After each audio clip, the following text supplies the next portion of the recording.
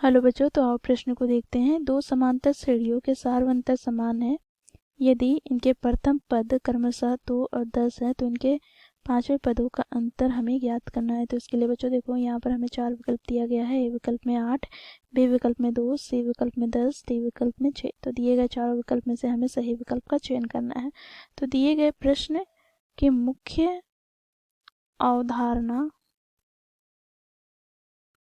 की बात करें तो बच्चों देखो, हम यहाँ पर देखेंगे समांतर श्रेणी, जिसे बच्चों हम एपी भी कहते हैं। तो देखो, यदि समांतर श्रेणी का प्रथम पद ए तथा सार्व अंतर डी हो तो दूसरा पद क्या हो जाएगा, ए प्लस डी। इसी प्रकार तीसरा पद क्या हो जाएगा, तो ए प्लस 2d। चौथा पद ए प्लस 3d। ठीक है, इसी प्रकार बच्चों एन पदों तक। ठीक है, अब बच्चों यहाँ पर हमें यदि एनवा पद पूछा जाए तो एनवा पद को बच्चों हम ए एन से प्रदर्शित करते हैं। ये हमें क्या प्राप्त होगा, तो देखो ए प्लस एन माइनस 1 गुना डी। यहाँ पर बच्चों ए क्या है, तो ए यहाँ पर प्रथम पद है अर्थात पहला पद है। बच्चों यहाँ पर डी क्या है, तो सार्व अंतर है। बच्चों इसे हम कैसे ज्ञात करते हैं, तो देखो दूसरे पद में से हम पहले पद को घटाते हैं, या फिर बच्चों देखो तीसरे पद में से हम दूसरे पद को घटाते हैं। तो इस प्रकार हमें सार्वंतर दोनों ही स्थिति में समान प्राप्त होता है। अब बच्चों यहाँ पर हम एन की बात करें तो एन यहाँ पर पदों की संख्या को प्रदर्शित करता है। तो इस मुख्य अवधारणा की सहायता से बच्चों हम दिए गए प्रश्न को हल करेंगे।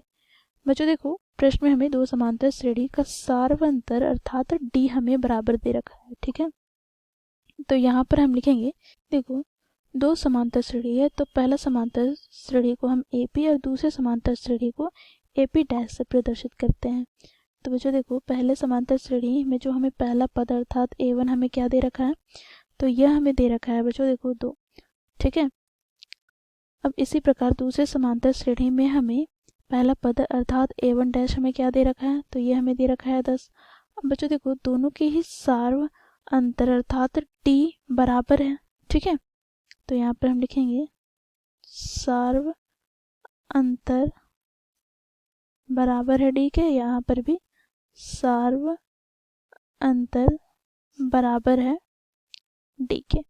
अब पहले समांतर श्रेणी का पांचवा पद ज्ञात करें तो ये क्या होगा, तो देखो ए प्लस यहाँ पर 5 माइनस 1 गुना डी।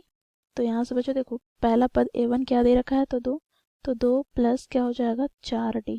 ठीक है, इसी प्रकार बच्चों देखो, दूसरे समांतर श्रेणी का हम पांचवा पद ज्ञात करें तो ये हमें प्राप्त क्या होगा, तो देखो ए डैश 5 बराबर ए1 डैश प्लस 5 माइनस 1 गुना डी। तो यहाँ से हमें प्राप्त हो जाएगा ए1 डैश हमें दे रखा है 10 प्लस का यहाँ पर 4d।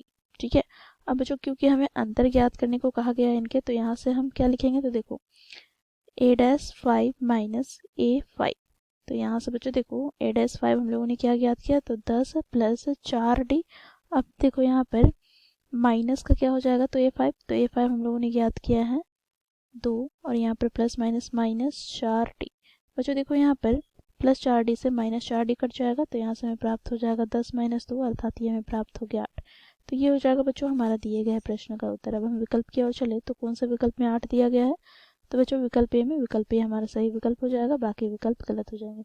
तो इस प्रकार बच्चों हम लोगों ने दिए गए प्रश्न को मुख्य अवधारणा की सहायता से हल किया। आशा करती हूँ आप लोगों को ये प्रश्न समझ में आया होगा। धन्यवाद।